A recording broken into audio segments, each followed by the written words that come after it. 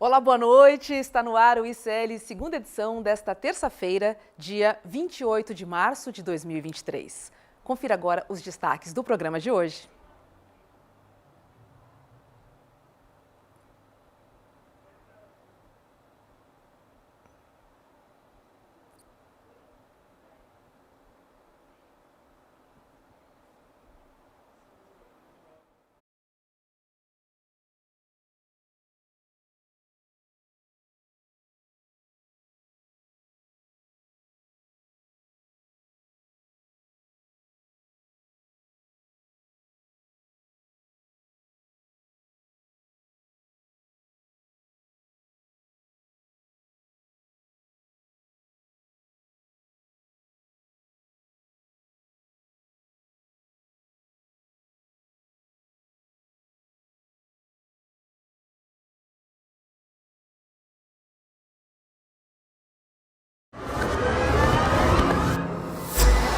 O tempo não para.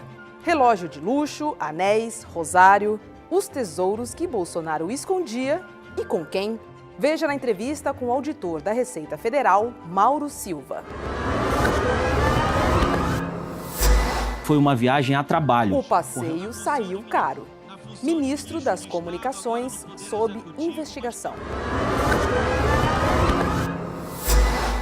Possível que eu ouço todo tipo Operação de coisa aqui, eu não posso Desgaste. falar. Flávio Dino enfrenta a oposição na Câmara. Espere a eleição de 2026. Eu acho que a gente vai ganhar de novo, mas enfim. E mais, a análise do mercado financeiro com Débora Maganha. E tem ainda a opinião e comentários de Chico Alves, César Calejon, Chico Sá e Guga Noblar sobre os principais temas do dia. E claro que olhando nos seus olhos, eu vejo que o senhor sabe que a Terra é redonda.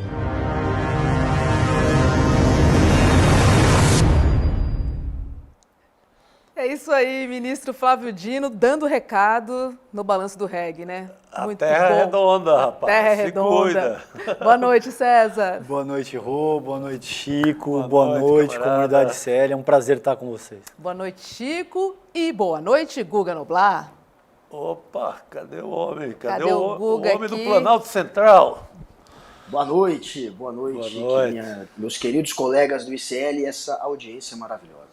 Boa noite, Guga. Vamos lá, porque pega fogo de novo o caso das joias. Saiu no jornal O Estado de São Paulo.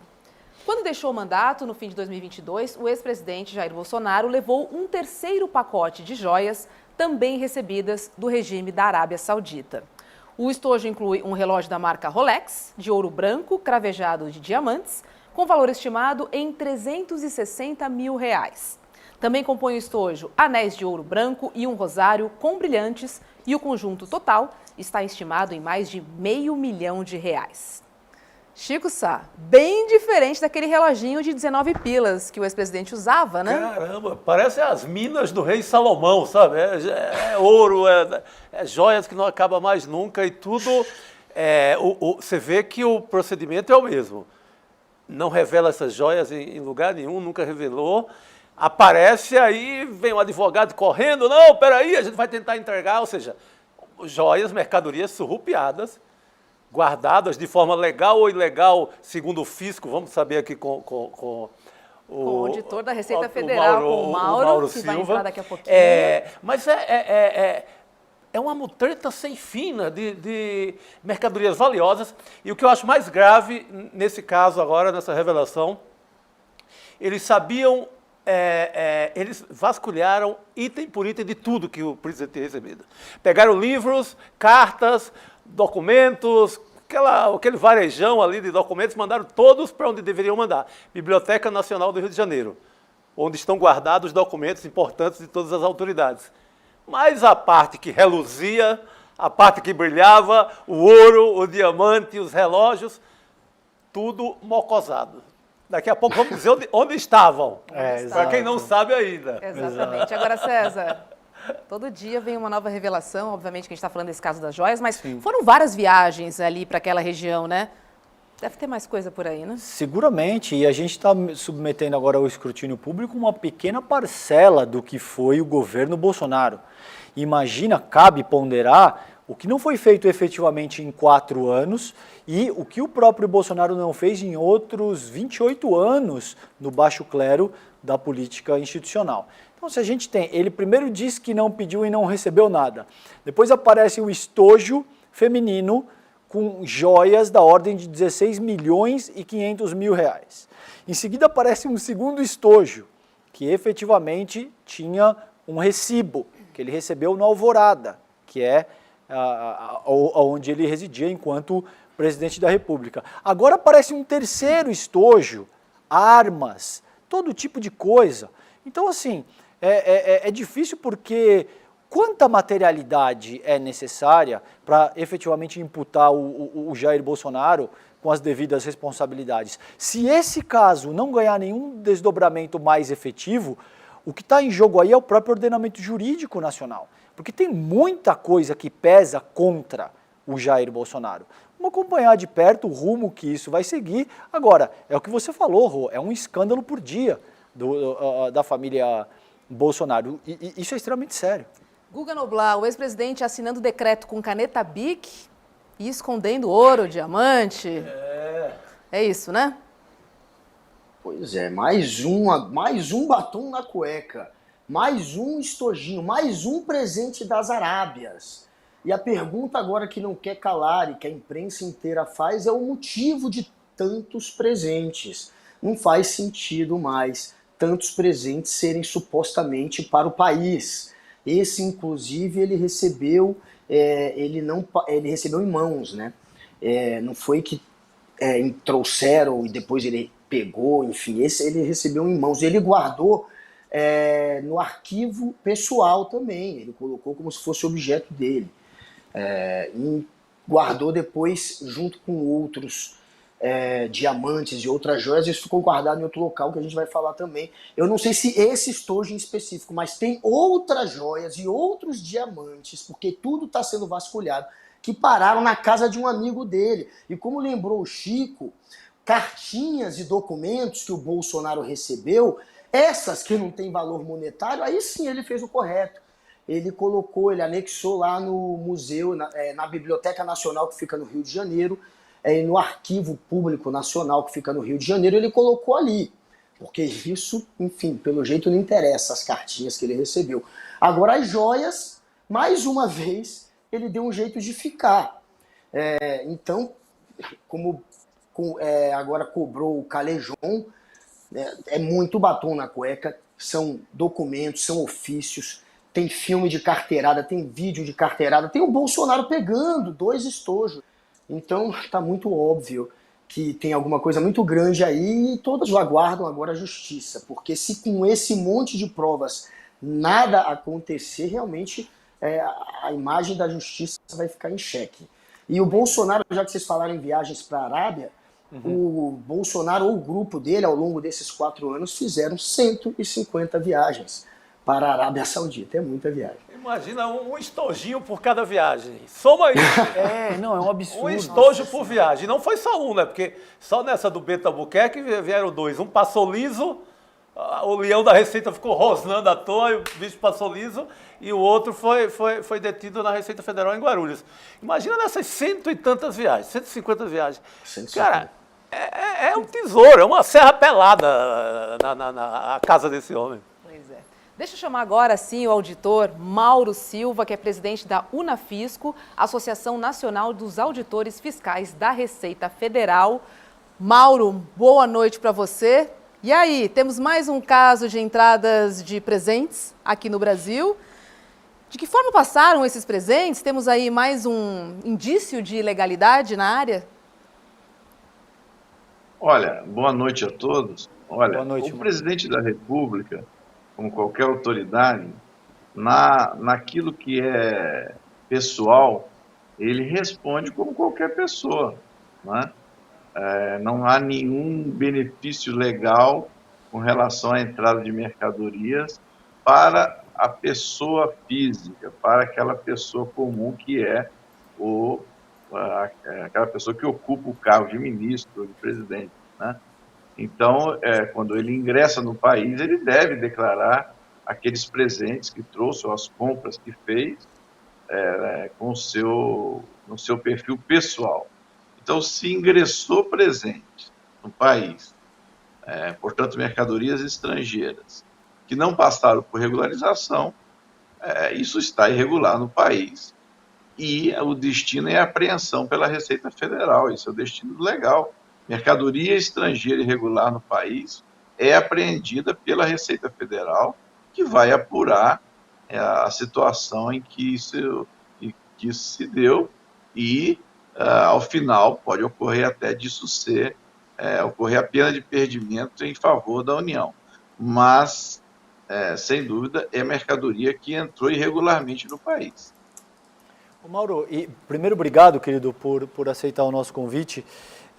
No que diz respeito ao nível de materialidade que existe, eu gostaria de uma análise tua nesse sentido, porque como o Noblar muito bem colocou anteriormente, a gente tem vídeo, tem recibo de que ele recebeu o segundo estojo no Alvorada, uma série de coisas, autoridades públicas envolvidas ali num processo que claramente a pessoa está tentando dar uma carteirada para subverter a atuação profissional da Receita Federal. O que te parece isso? Já não existe materialidade robusta suficiente para que o Bolsonaro seja acionado juridicamente e responda pelo que ele cometeu?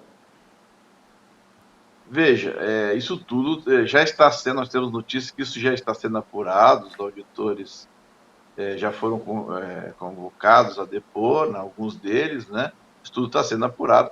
Agora, evidentemente que a gente não deve ter pressa e não cometermos, neste caso, mesmo que seja com determinada pessoa A ou B, os mesmos erros que foram cometidos com o presidente Lula, por exemplo, onde houve onde se ignorou o devido processo legal, onde se transformou um processo jurídico num processo político, né?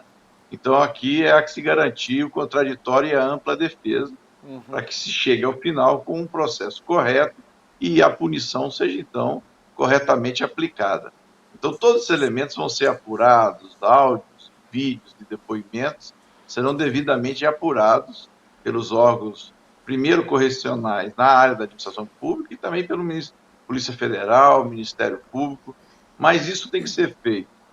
Primeiro, numa fase investigativa, não é necessário contraditório para a defesa, mas na esfera administrativa, já desde o princípio, é necessário esse contraditório, essa ampla defesa, né, para os servidores envolvidos. E na esfera criminal, iniciado o processo, tem que se garantir esse contraditório da defesa. Então, é preciso que se faça uma ampla apuração, mas tenhamos tudo isso no seu devido tempo. Isso tudo será esclarecido.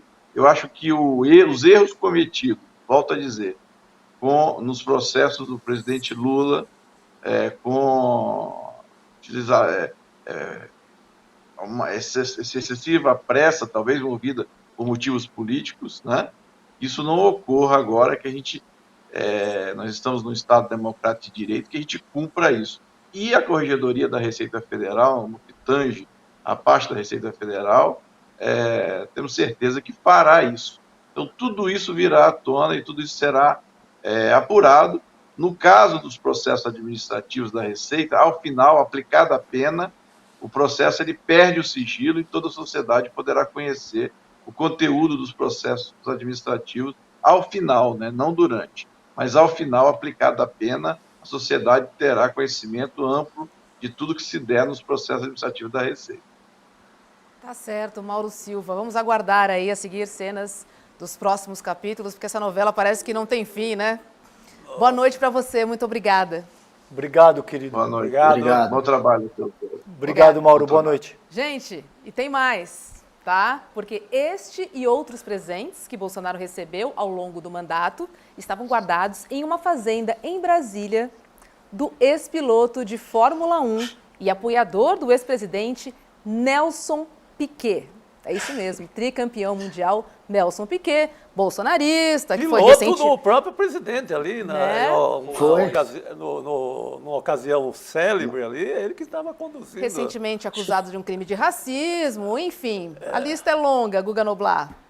Acho que foi em algum 7 de setembro. Numa ocasião dessa, Né? sim. Sim. Foi num desses que ele queria dar golpe, sei lá, acho que foi numa dessas. E aí tava Piquet pilotando o carrinho de motorista da família Bolsonaro, do Bolsonaro e acho que do filho dele, acho que o Carluxo tava também. E aí tava Piquet pilotando, fez esse papelão, também foi condenado agora há pouco por racismo, por falas consideradas racistas.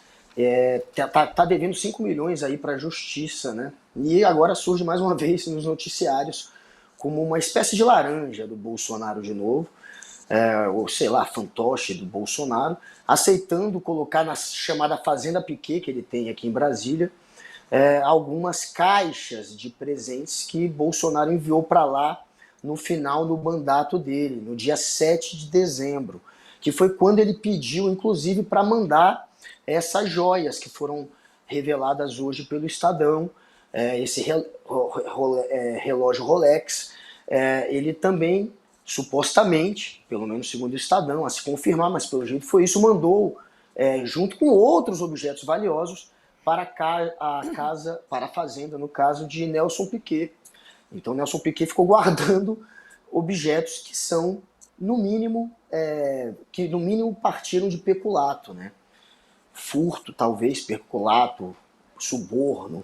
Veremos até onde vai essa história, mas quem fez o papel de guardar pelo menos parte desses objetos que são criminosos, que seriam fruto de crime, foi o Piquet.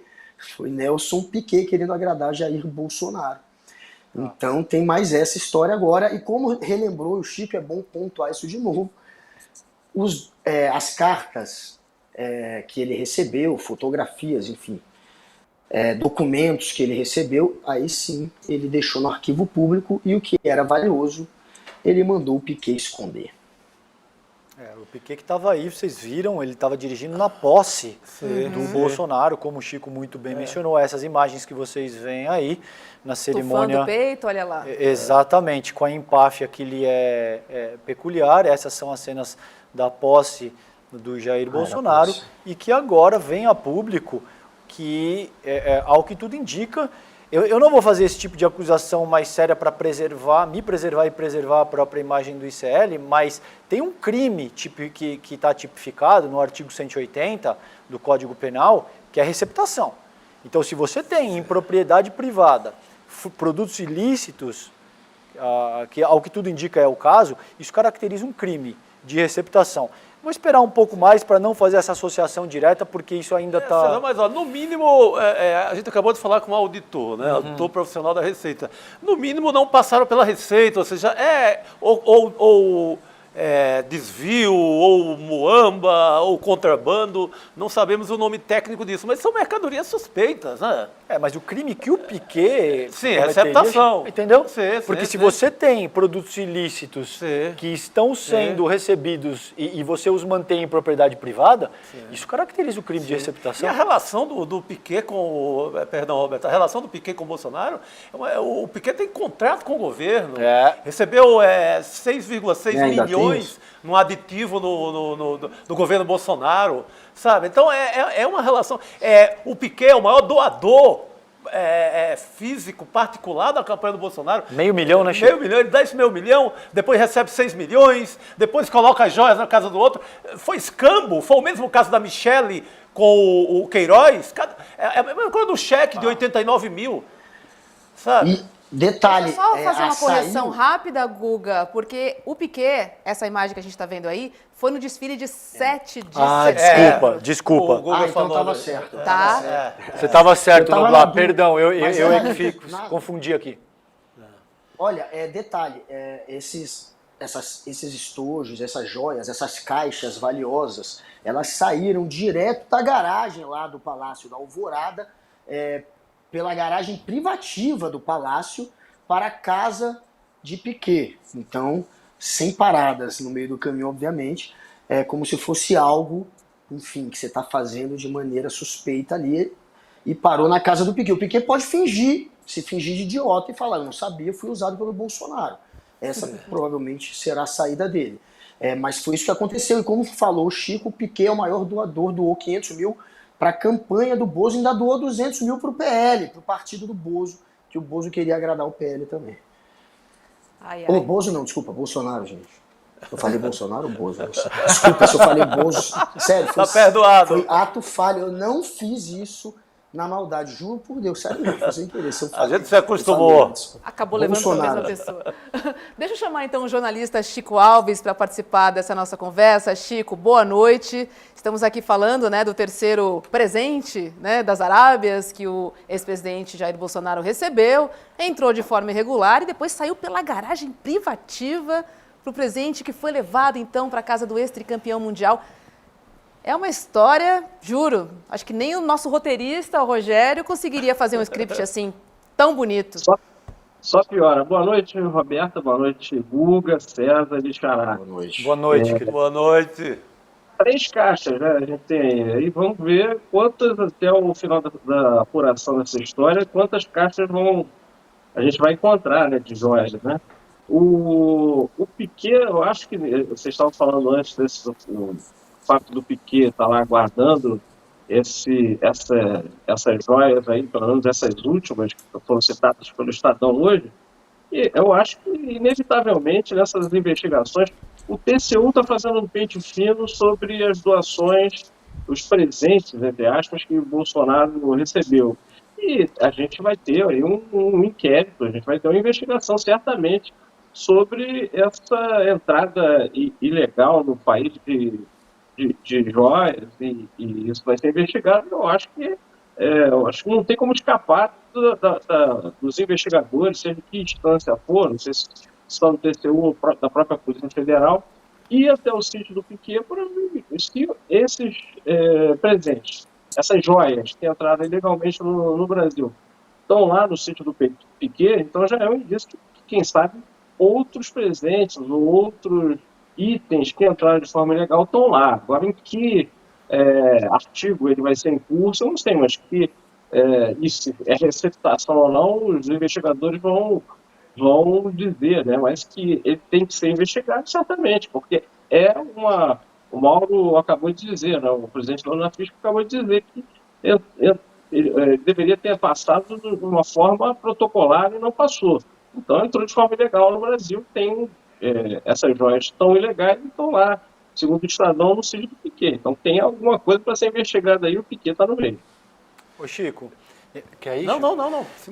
E não te parece que a essa altura já caberia um mandado de busca e apreensão por parte da Polícia Federal, uma vez que isso está provado, que o Piquet estava guardando ali, ao que tudo indica, presentes, ou enfim, como é que a gente se refere efetivamente a isso, que tem um caráter, que estuda-se se tem um caráter de propina ou não recebido pelo então presidente brasileiro de uma nação estrangeira.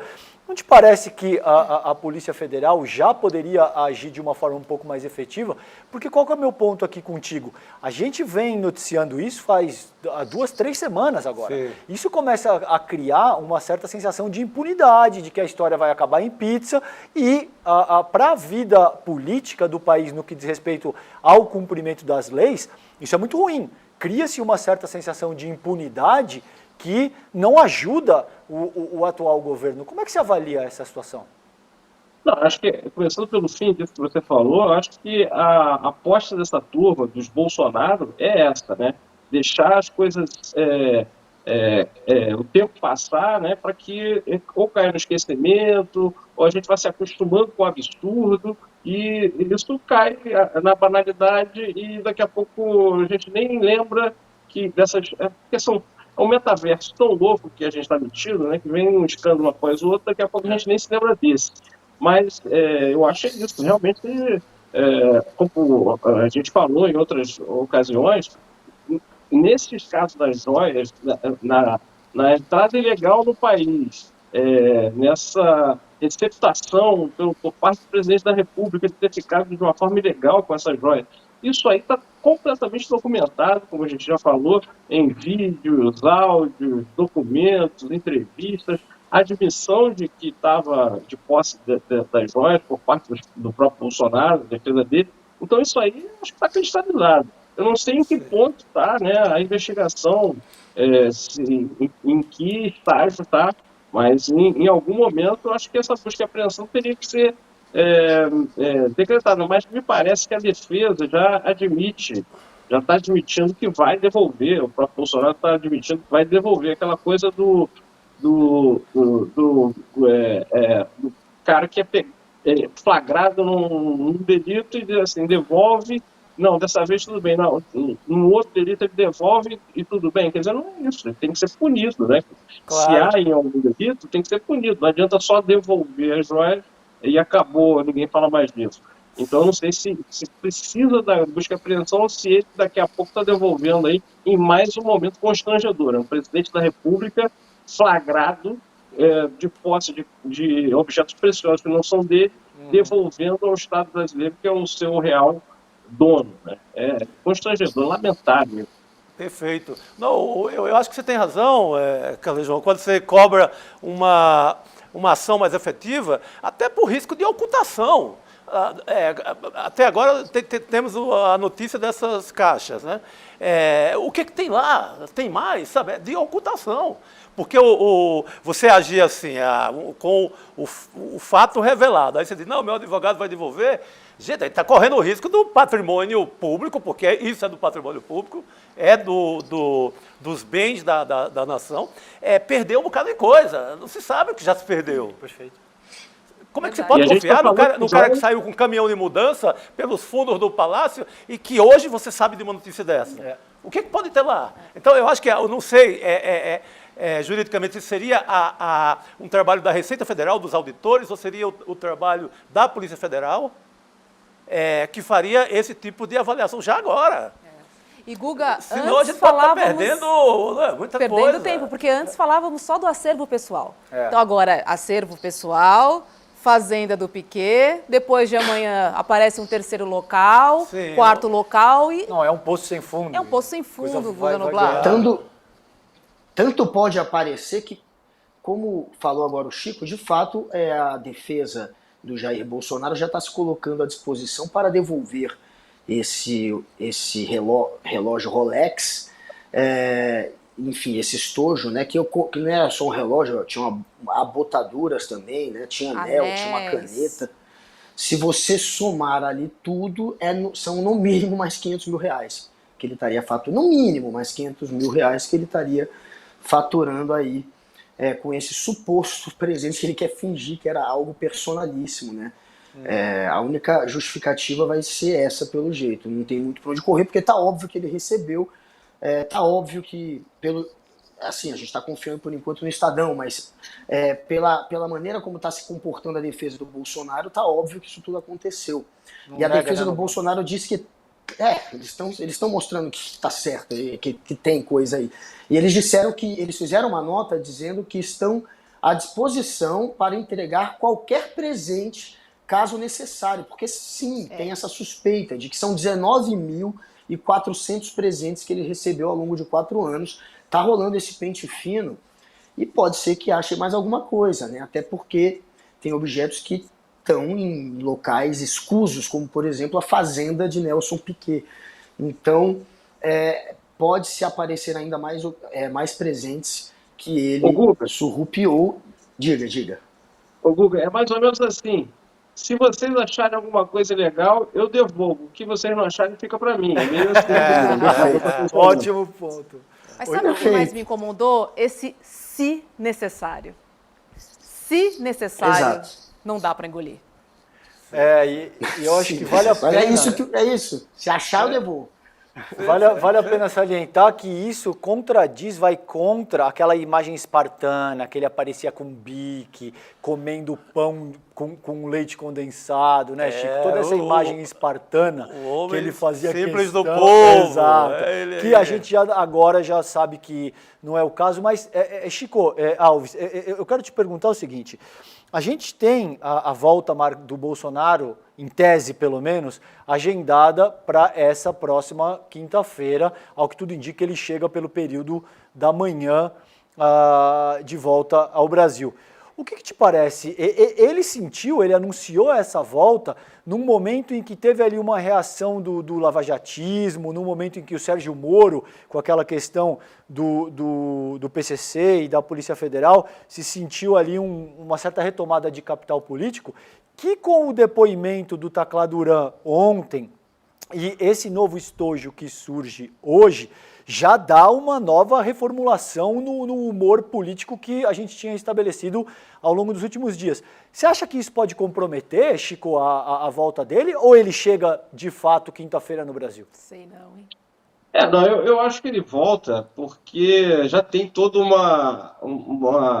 alguma entourage, né, sendo preparada em torno da chegada dele e para ele abandonar aquela agenda importantíssima que ele tinha nos Estados Unidos, de ficar passeando entre gôndolas de supermercado, inaugurando hamburgueria e fazendo discurso em churrascaria, tem que ser alguma coisa, ele deve confirmar essa vinda dele, né?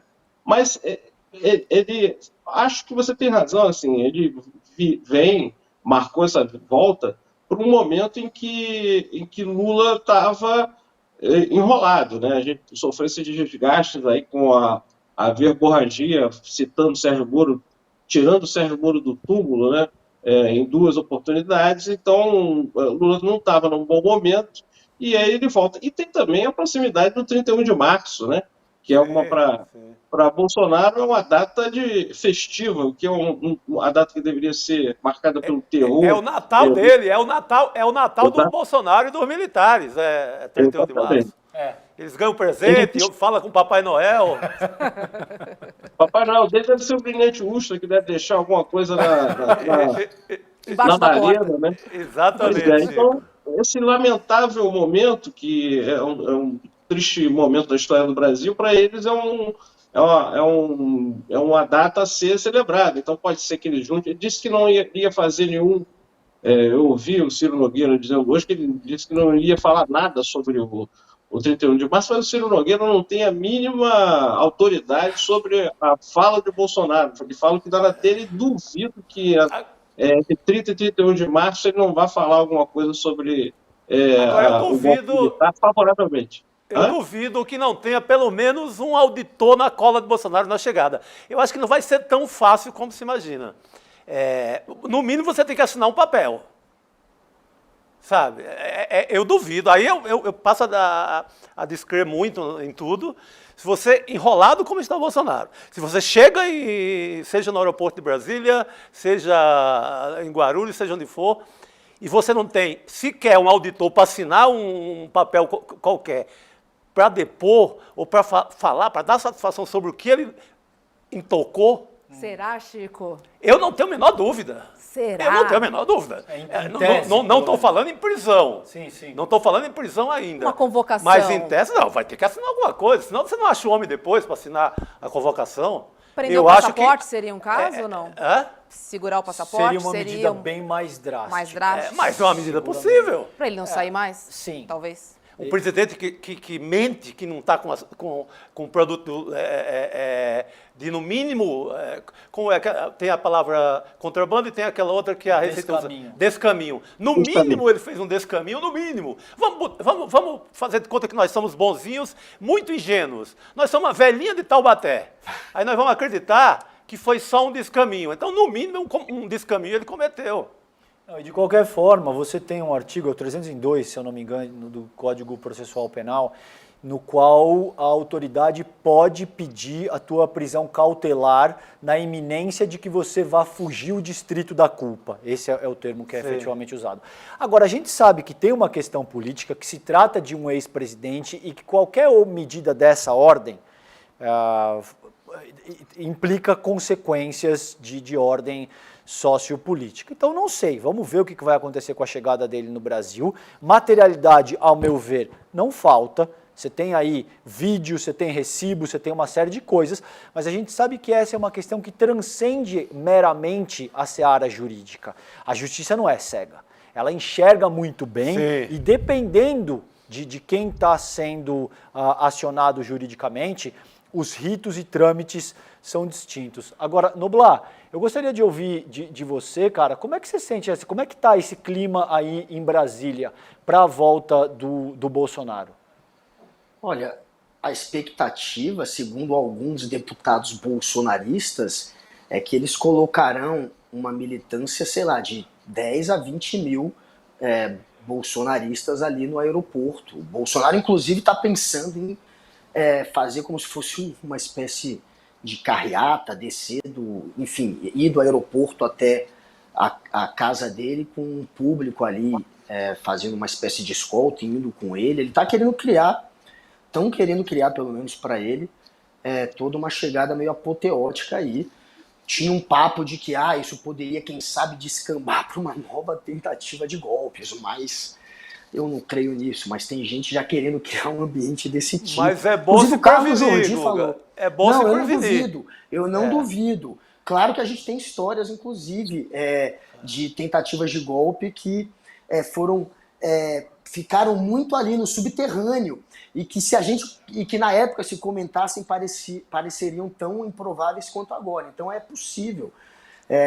O Carlos Jordi, inclusive, usou isso hoje, enquanto estava sabatinando o Flávio Dino. Ele apelou para isso. Ele falou que o Flávio Dino teria que convocar, de alguma maneira, ou a Força Nacional, ou pedir ajuda, enfim, para o governador daqui, para que tenha um aparato maior de policiais, porque pode acontecer alguma coisa. Ele falou isso lá no Flávio Dino hoje, inclusive, e tem, enfim, tem alguns deputados que estão querendo criar esse clima, assim, de que vai ter muita gente na rua, de que pode, quem sabe, descambar para algum tipo aí de manifestação, ou até, quem sabe, de golpe de novo. Então tá um pouco assim o clima, e o Bolsonaro chegando, a expectativa é que ele vai partir para as provocações, não diria no primeiro dia dele, mas que ele vai partir para as provocações. O Bolsonaro sabe que o papel dele aqui é tanto frear um pouco, não só a Michele Bolsonaro, né, que estava aí sendo conduzida pelo PL para ser uma candidata majoritária, mas frear a ascensão do Sérgio Moro também, e claro, para tomar a dianteira como líder da oposição, você precisa ser aquele que representa o antipetismo, né? A oposição basicamente é ser antipetista. Então, é claro que ele vai voltar a atacar de todas as maneiras aí o Lula, e o Lula está sendo aconselhado a não cair na provocação. Guga e Chico, mas o Guga falou Roberto, o Guga falou do Sérgio Moro. Sérgio Moro tá quietinho, né? De ontem para cá, depois do efeito... Pisou no pé dançando tango e ficou quietinho. Voltou da Argentina, ficou quietinho porque... Perdeu o ânimo.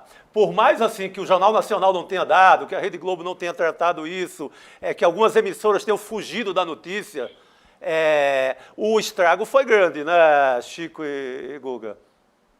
Foi grande. Acho que um dos parâmetros para a gente medir isso é a argumentação do Sérgio Moro e do Dallagnol nas redes sociais logo depois do depoimento do Tacla Duran.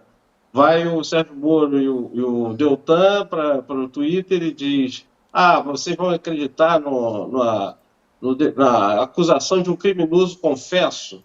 Olha, a Lava Jato sob Sérgio Moro foi basicamente uma central de depoimentos de criminosos confessos, de delações premiadas. Perfeito. Delação premiada só pode ser dada por quem já é condenado. 41% das pessoas que foram condenadas na Lava Jato acabaram fazendo delação premiada. Então, se ele usasse esse parâmetro, o Sérgio Moro usasse o parâmetro que ele hoje usa para condenar o aproveitamento da denúncia do Tacla Duran, a Lava Jato, na época dele, nem existiria, né? Então, é muito frágil essa... E outra coisa, diz que o Tacla Duran é criminoso confesso. Ele não é criminoso confesso, porque ele está sendo acusado de lavagem de dinheiro. Ontem foi a primeira vez que Tacla Duran esteve à frente do juiz.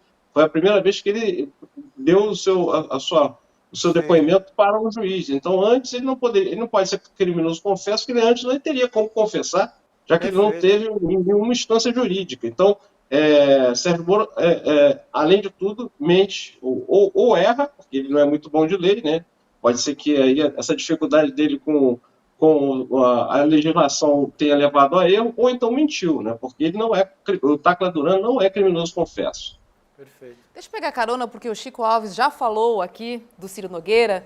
Hoje, o senador bolsonarista Ciro Nogueira, do PP do Piauí, disse o seguinte em uma entrevista ao UOL. Abre aspas, estou falando do caso das joias, tá? A questão das joias vai ser explicada. Bolsonaro não tem cara de ladrão, não tem atitude de ladrão.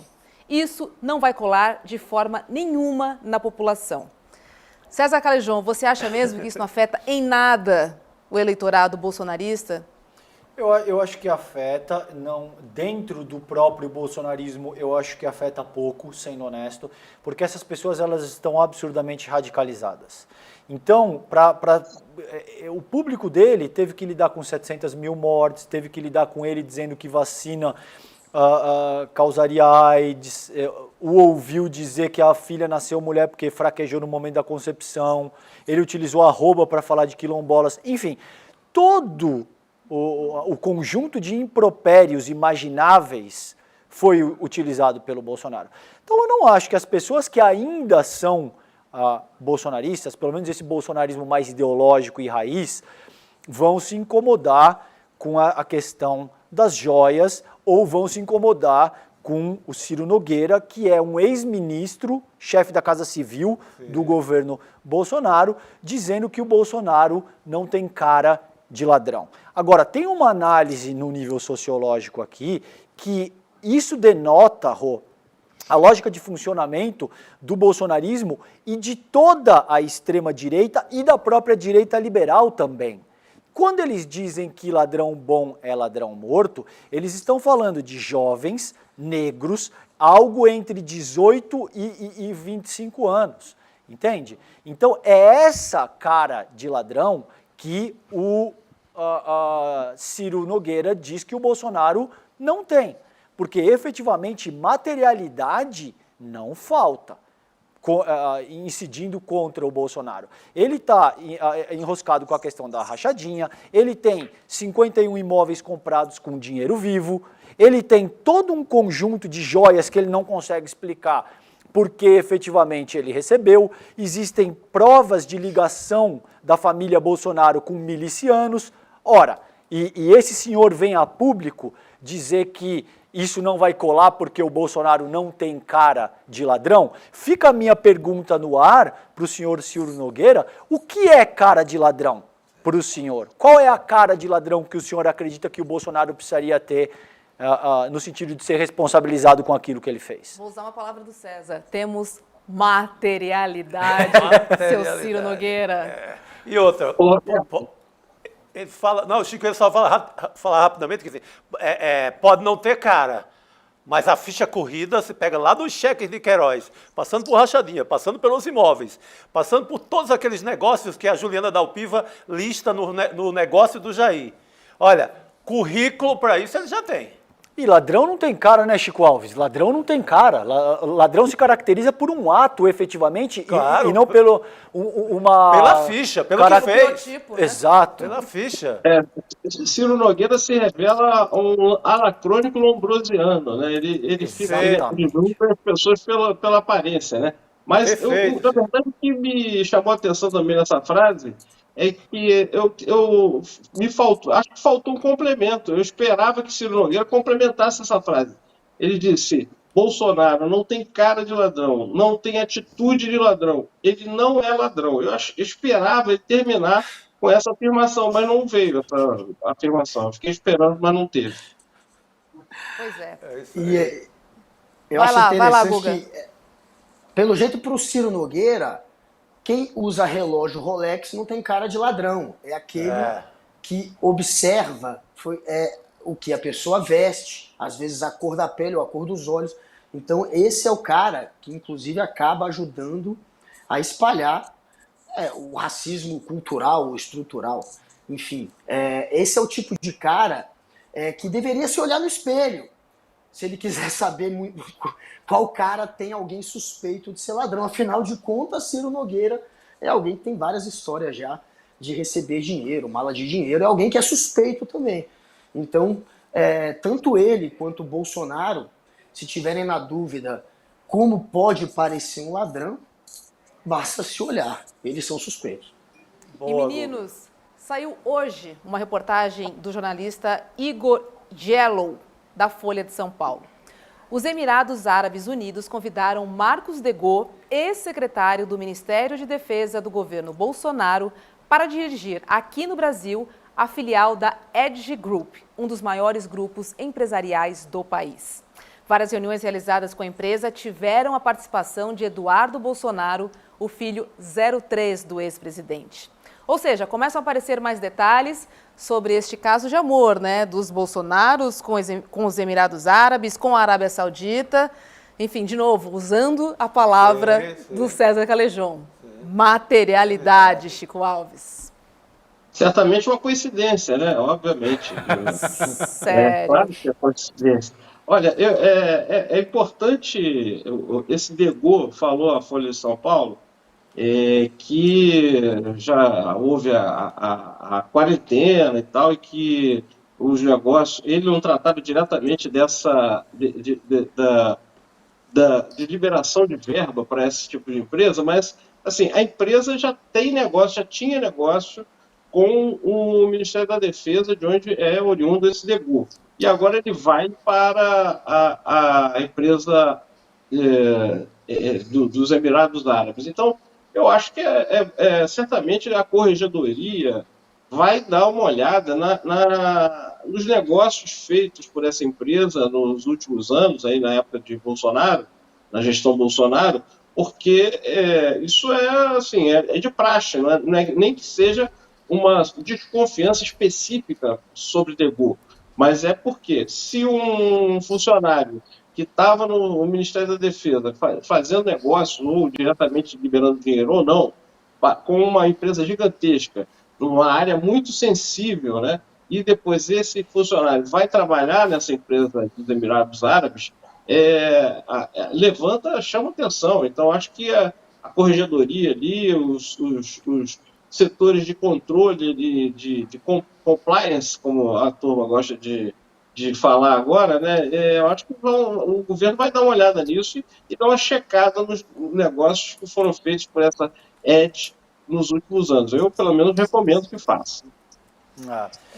Basta uma varredura, assim, negócios do Brasil, assim, negócio do poder público, com esses governos ou com fundos árabes desses dois países, você vai ter um mapa. Você vai ter um mapa que vai, no mínimo, um bom mapa para a Polícia Federal investigar. E vocês querem materialidade, já que vocês gostam? Veja, essa é a palavra do dia. Foram porque não existe medida mais eficaz no sentido de demonstrar materialidade. Por exemplo, o Demori fez uma fala maravilhosa aqui ontem, no que diz respeito, por exemplo, à vida pregressa dos delatores, que são pessoas que cometeram crimes.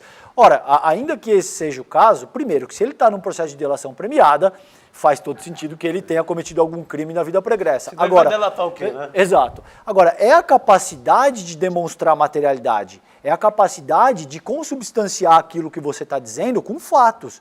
Porque falar bem, até papagaio aprende. Você precisa ter materialidade para mostrar que o que você está propondo tem fundamento. Nesse caso, foram 150 viagens, como o próprio Guga Noblar colocou, aos Emirados Árabes.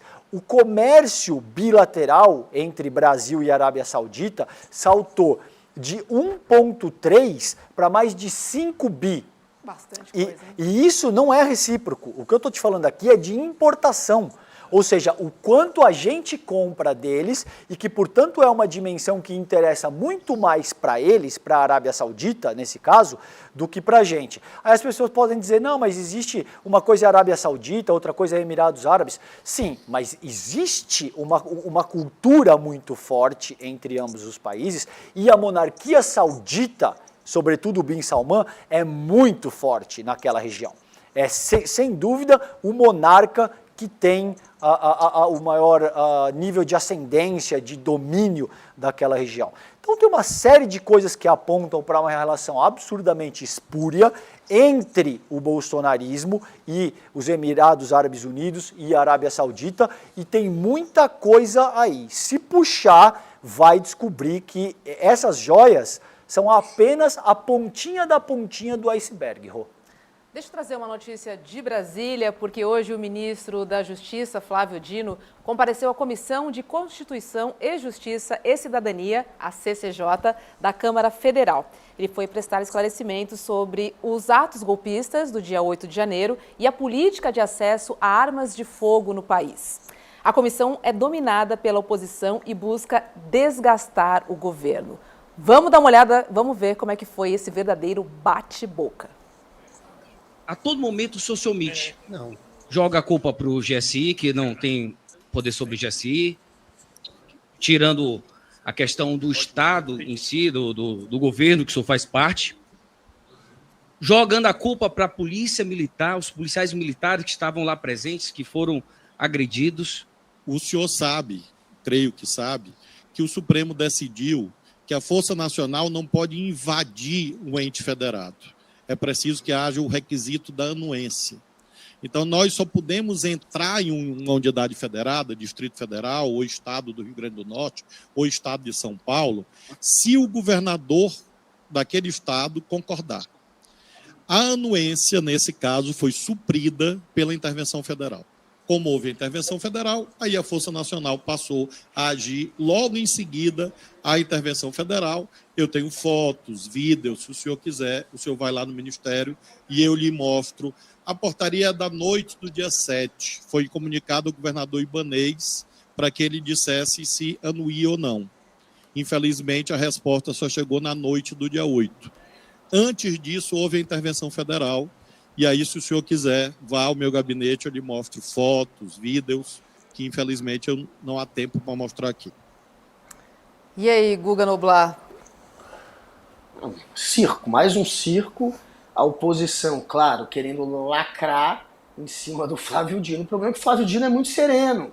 Então ele acabou lacrando em cima dos oposicionistas. A intenção ali, claro, era tentar fritar o Flávio Dino, colocando ele como alguém que ataca a imunidade parlamentar por ter dito que processaria aqueles que tinham dito que a visita dele ao Complexo da Maré teria sido com anuência de grupos de traficantes, que ele teria ido lá com a concordância de traficantes e com o apoio, portanto, do crime organizado. E eles queriam, de todo jeito, usar essa reação do Dino, dizendo que acionaria o STF para dizer que ele estava tentando atropelar a imunidade parlamentar, atacar o direito dos deputados, o que é uma bobagem, já que a imunidade parlamentar ela não acoberta crimes.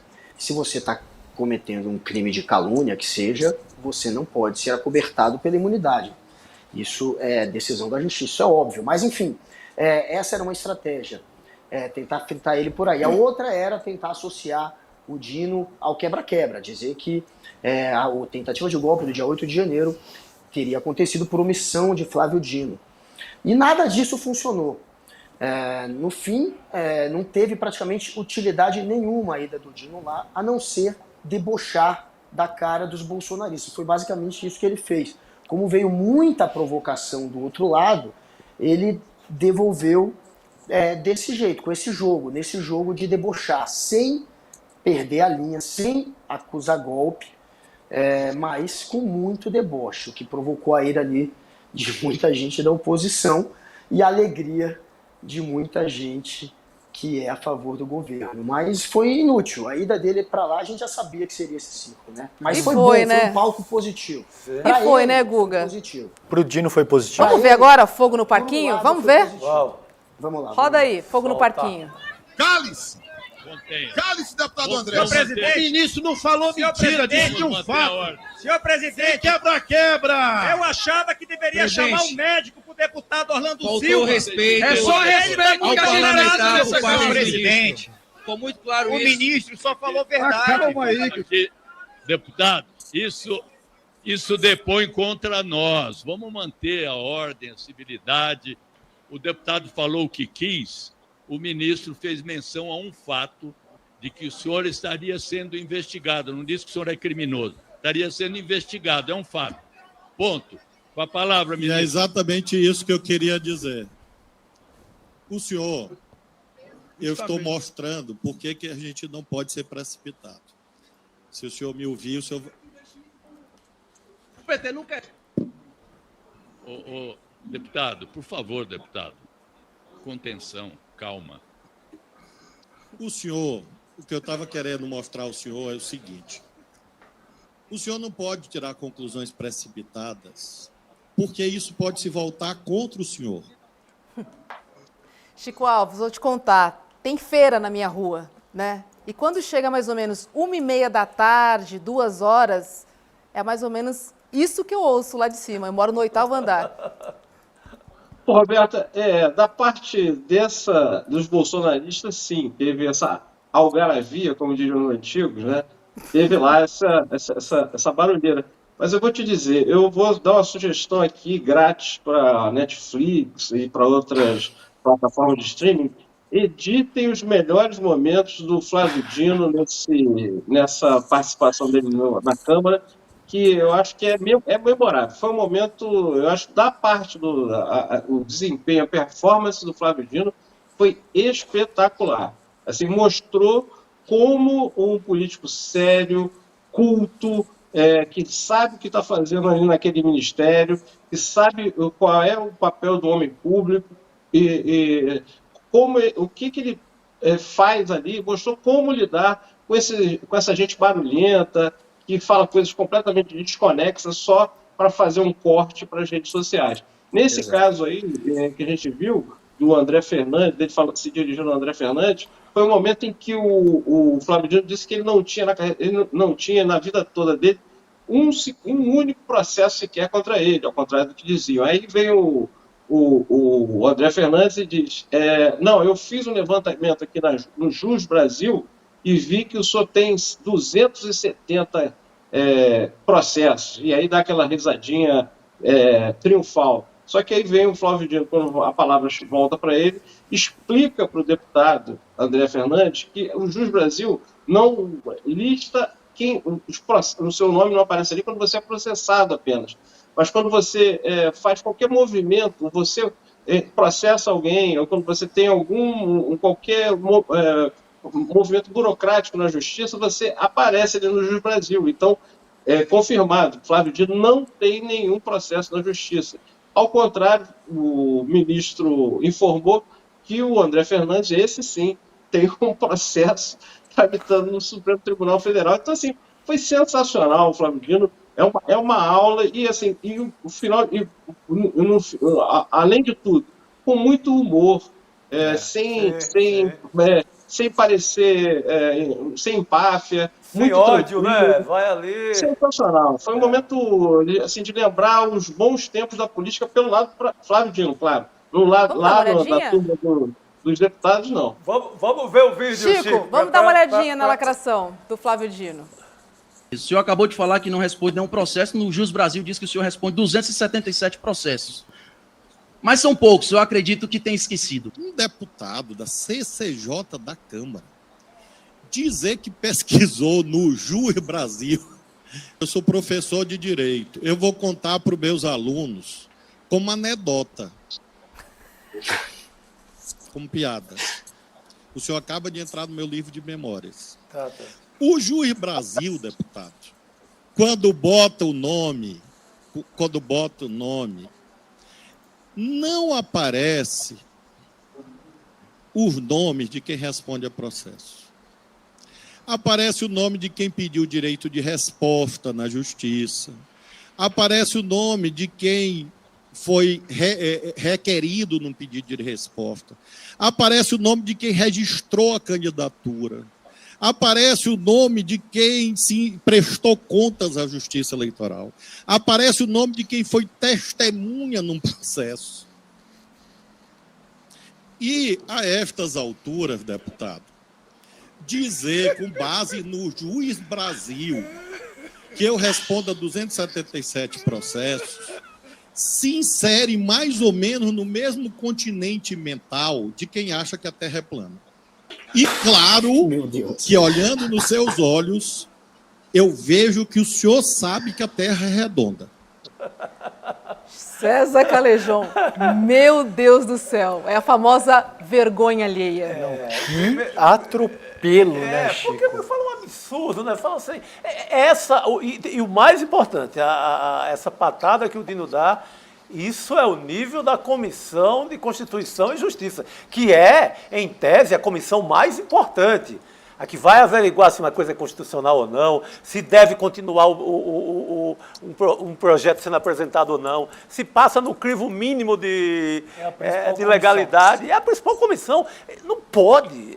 Com esse nível não pode. Agora, veja, o que é muito curioso aqui e que é muito ilustrativo, isso que a gente acabou de assistir, é o que você tem quando você confronta propriedade, estudo, eloquência com uma figura despreparada que quer lacrar e não entende aquilo que está colocando em pauta.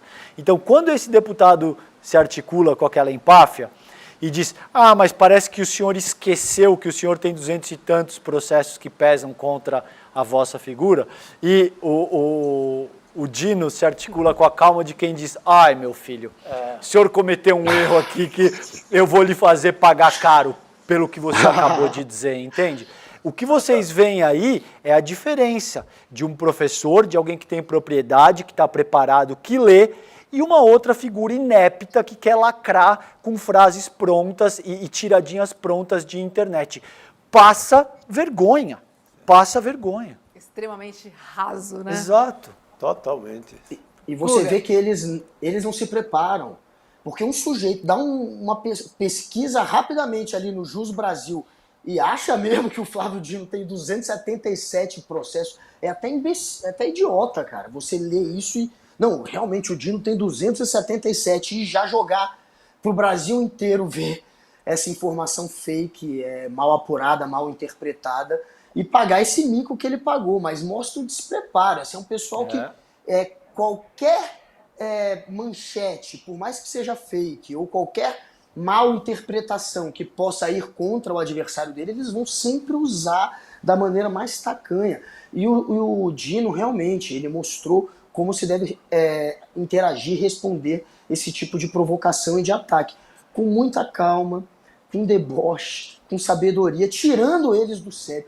Esse pessoal, eles sim acusaram golpe. Eles tentaram atacar o Dino, acabou que no final, eles é que estavam aos gritos, acusando o golpe, enquanto o Dino estava ali tranquilão, com a imagem de quem sabia do que estava falando. E o que a gente viu também hoje foi um show de preconceito, porque o caminho para atacar o Dino era associar ele ao crime organizado só por ter ido ao Complexo da Maré. Então o que a gente viu de deputado hoje tentando criminalizar o Complexo da Maré, um local onde tem mais de 50 mil pessoas, uma minoria ínfima de fato está envolvida em crime, tentar criminalizar toda essa comunidade para atacar o Flávio Dino é mais um show de preconceito dessa gentinha tacanha. O Guga, e o raciocínio lógico, né, que o Flávio Dino usou e desmontou assim, com facilidade, só usando a lógica. Antes do André Fernandes falar sobre esses processos no Jus Brasil, ele citou várias notícias, boatos, rumores, fake news de ligação do PT com o PCC, uma suposta possível ligação do PT com o PCC em várias notícias anteriores, nos anos anteriores. Aí Flávio Dino, na sua hora de falar, com muita calma, muita tranquilidade, diz, olha, eu sou ministro da Justiça somente há 3 meses. Nos últimos anos, quem estava lá dirigindo o país era o seu líder Bolsonaro. Como é que se tinha isso tudo? Como é que a polícia do Bolsonaro, a polícia comandada pelo Jair Bolsonaro, não chegou a nenhum resultado concreto? É porque não existe. Então é pura lógica que ele usou. Assim, é um show. Meus parabéns ao ministro Flávio Dino. Orgulho de ser filha de maranhense aqui, ó. Boa, garoto. Olha o reggae. Olha a turma do reggae. Olha o reggae. Chico Alves, obrigada, viu? Uma ótima noite para você. Sempre um prazer te receber aqui no ICL segunda edição. Beijo. Eu que agradeço de novo, Roberta, Guga, um abraço, César e Chico. Um abraço, querido. Até mais, querido. Isso aí. Obrigado. Agora é hora de saber o fechamento do mercado financeiro com Débora Maganha, do icleconomia.com.br. Boa noite a todas e todos que estão nos assistindo. Hoje o Ibovespa conseguiu se descolar do exterior e fechou em alta de 1,52%, retomando o patamar dos 101 mil pontos. Nosso índice se firmou em terreno positivo, mesmo em meio ao mau humor observado lá fora.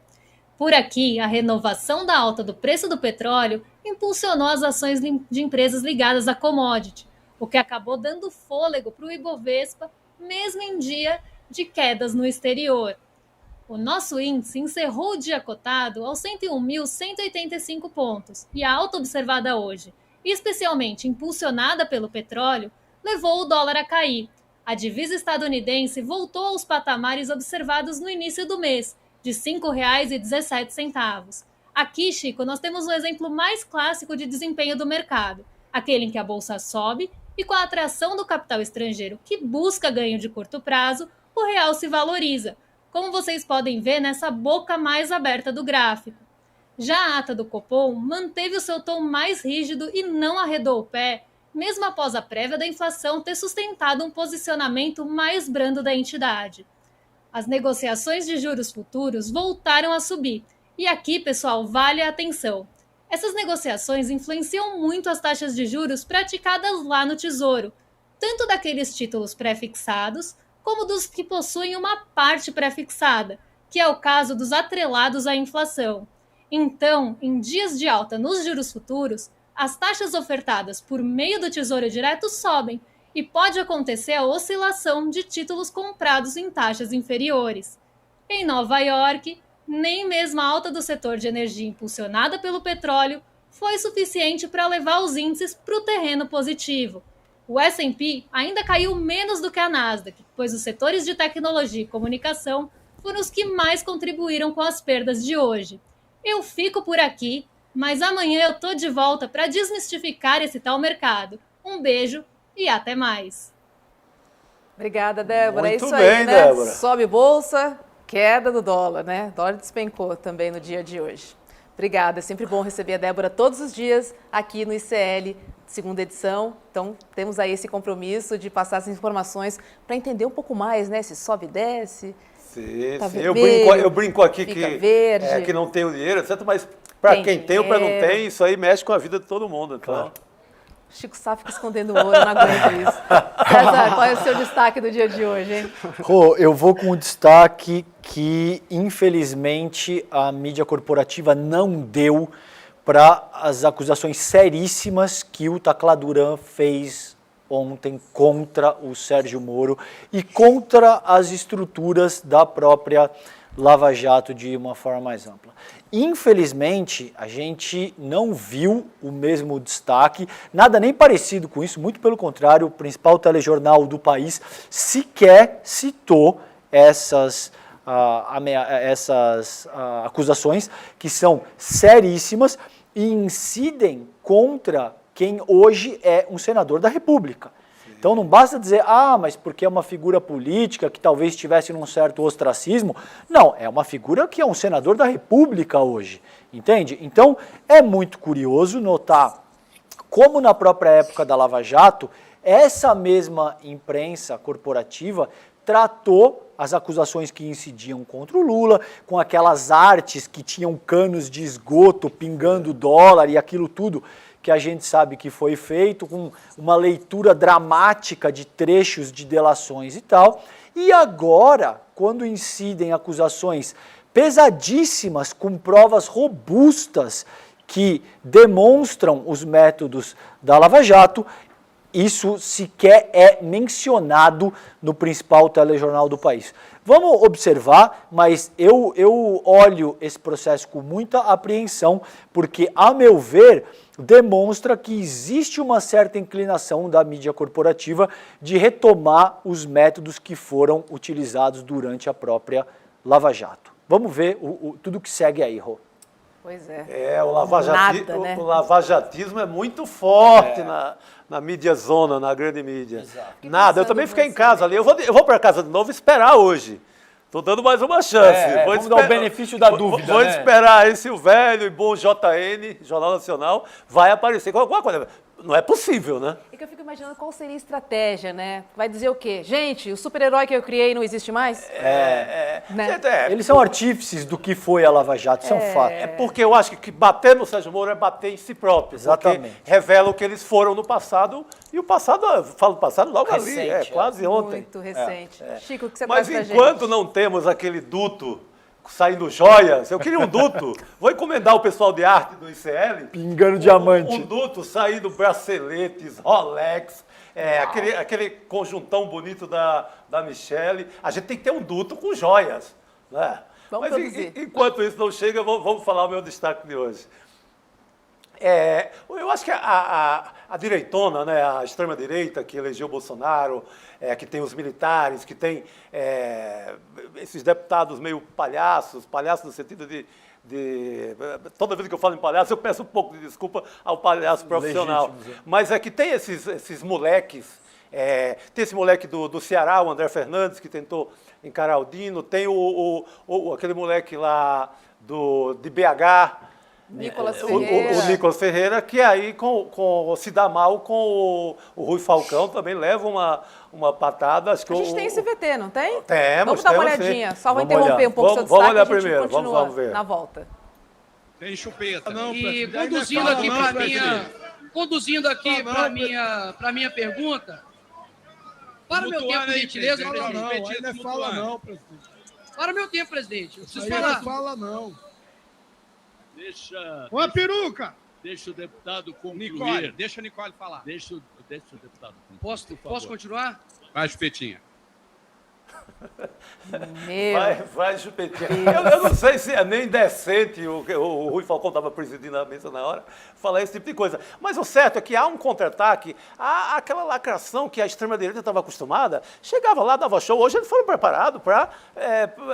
era uma indústria de TikTok, eles foram preparados para gravar cortes que favorecesse para eles soltarem ali na corrente do Zap e serem aplaudidos. Mas se deram muito mal.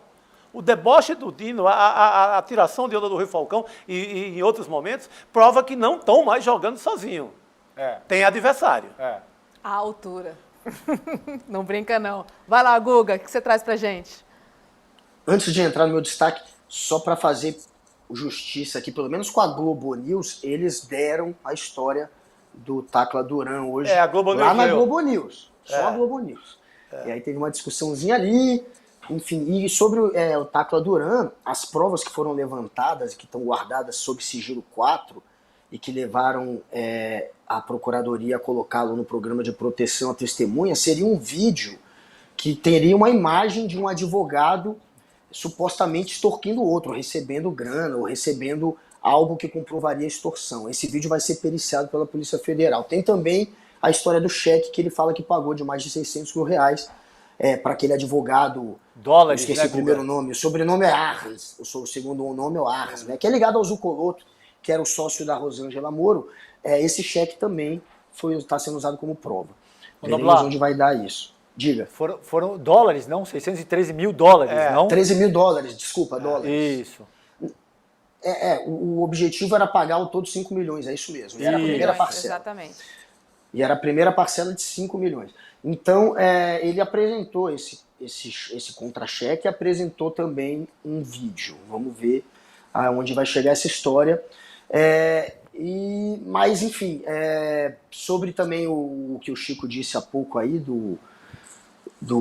Qual foi o teu, Chico, que você falou agora? Do Nicolas dessa guerra Ferreira. de lacração. Do Nicolas. Do Nicolas, Essa do Nicolas, gente, a única coisa que eu acho que pode ser negativa é que realmente você tem que saber lidar com essa turma debochando. Agora, no finalzinho, na hora que o Rui solta o Chupetinha, isso está sendo usado, obviamente, pela extrema-direita para eles se vitimizarem, né? Eles tentarem banalizar o que eles fazem, dizendo, tá vendo? Eles também fazem com a gente. Eu acho que é muito difícil fazer esse jogo, porque realmente você tem que debochar, mas às vezes eles se Guga, o modelo é o que o Flávio Dino, o show hoje, assim, o Flávio Dino foi, hora nenhuma ele dá margem para processo, para nada, porque ele é perfeito. Ele tem um humor refinadíssimo e vai ali devorando os caras. E não entra na mesma linha de quebra de decoro, né, Noblar? Eu concordo contigo. O Acho que isso Dino dá margem foi pra perfeito. Perfeito. O problema é que o Rui é o presidente da CCJ e os caras vão querer dizer que o presidente, que estava sendo imparcial até então, ele estava sendo elogiado pela oposição, aí vão poder usar isso contra ele. Não sei o quanto usarão, mas veremos até onde vai também isso. Meu destaque, tem uns memes aí que estão circulando, porque o dia, claro, tem que terminar em zoeira, então se vocês tiverem os memes, são os memes sobre a cara de ladrão, depois que o Ciro fez aquele comentário. Será que tem os memes aí? Boa! Os meus. Cadê? Tem os Cadê? memes aí, ó. Esse é um deles, são 3 memes. O dia inteiro foi de meme em cima da história do Bolsonaro. Tem o Faz um Joia, claro. Afinal de contas, se descobriu mais uma joia, agora um relógio cravado com ouro branco e diamantes no valor de mais de 360 mil, que junto com outros apetrechos chegaria a 500 mil. Então, Faz um Joia é um dos memes que circulou e tem outros aí. Cadê os outros? Senhora. Tem mais 2. Não temos. Tem o Faz um Joia. Não temos mais. Só Mas temos os outros, esse aí. gente, que depois eu vou jogar no meu Twitter. Isso. Eu faço Boa. propaganda no meu Twitter. Entrem lá. Vocês vão ver. Eu vou jogar agora mais 2 memes do Bolsonaro, porque hoje a piada é quem é que tem cara de ladrão, né? Pelo jeito, a gente sabe que a cara de ladrão é parecida com a de Jair Bolsonaro, a se levar em conta o que está surgindo agora na mídia. Então veremos os memes que estão zoando muito o Bolsonaro. Entrem no meu Twitter. Olha aí, Guga, olha aí. Tem esses também, tem esses Tudo também. aí, ó. Apareceu mais Tem esses olha também, só. não. Mas tem outros que eu vou botar no meu Twitter, que é o cara de Muito ladrão. bom. Fiquem de olho. Aproveitando que a gente está nessa ronda, né, nessa rodada de Twitter, tem gente aqui que está liderando o Prêmio Best. Olha, hoje à tarde eu taquei e volto lá. Obrigado. César calejou na Obrigado, cabeça. meu irmão. Tem Tamo gente que tá junto. liderando. Olha Não, lá, e- comunidade, vamos votando. E isso muda o tempo todo. Noblar também tá nessa lista. Chico Sá também. Não, mas eu não estou retirando minha candidatura em respeito ao público, mas eu quero concentrar meus votos no seu nome. Obrigado, querido. Vai ser o Isso representante demonstra do CL Em nome, também. em nome da nossa bancada Obrigado, aqui. obrigado. Tua grandeza. Se eu tua ficar generosidade. em quinto, eu já tô feliz, galera. Deixa o Calejou em primeiro. Boa! Coloca entre os- Aí, e ó. me coloca na final só. Eu tava em sexto mais cedo aí, mas eu só quero ir pra final. A final, eu acho que são os 15 mais votados, uma coisa dessa. Me deixa entre os 15, pelo menos. Boa, Votem garoto. no time time ICL, DCL. Guga Noblar, Vamos Chico votar Sá. no Google para eu chegar no tô. quinto. Vamos fazer uma Imagina, operação perfeita. primeiro, segundo e terceiro? Que maravilha. Helder Maldonado também O Helder tá lá tá em em segundo. cima, tá em segundo nesse vamos, momento. O Helder tá em segundo. É. Tá certo, O então. importante é o E o ICL Demore chegar lá tá com bem o também. nosso nome. O Leandro Demore também tá muito super bem também. O Demore deu uma subida boa agora, hein? O CL tem que emplacar a cabeça ali. O isso nosso aí. objetivo é É isso aí, isso que importa. O pódio é nosso, né? É isso. Gente, faltam só 2 dias para o evento com ele, que foi um personagem fundamental na comunicação da campanha de Lula em 2022, André Janones. Nesta quinta-feira, dia 30 de março, às 8 da aula, às 8 da noite, tem aula do ICL. Nossa, olha o trocadilho. O tema é Guerrilha Digital, como as redes sociais estão moldando comportamentos e escolhas políticas. Então estaremos ao vivo com Eduardo Moreira e André Janones. As vagas são limitadas, então reserve agora a sua em icl.com.br/aula. Amanhã tem ICL Notícias, primeira edição, às 8 horas da manhã, e depois, às 7 da noite, você sabe, tem ICL 2 aqui com essa bancada maravilhosa. Guga, obrigada, boa noite aí em Brasília. César, Chico, obrigada. Mais um para conta. Boa noite, brigadíssimo. Amanhã estamos de volta. Um beijo e obrigada a toda a nossa audiência. Só um pequeno observação, Rô, antes da gente encerrar. A gente vai ter no site do ICL, vai ter uma live, é isso, né, produção? Do André Janones no YouTube, do André Janones com o Edu Moreira agora, acabando o programa, certo? Então, as pessoas que nos assistem, rapaz, que vai bacana, lá no que YouTube, legal. que vai estar o Edu Moreira no Facebook também, no YouTube, junto com o André Janones, imperdível. Eles estão esperando por vocês lá, tá? Recado dado. Opa, Corre lá. Vamos correr lá. Beijo, até amanhã. Um Boa beijo, noite. gente. Fiquem bem. Tchau, tchau.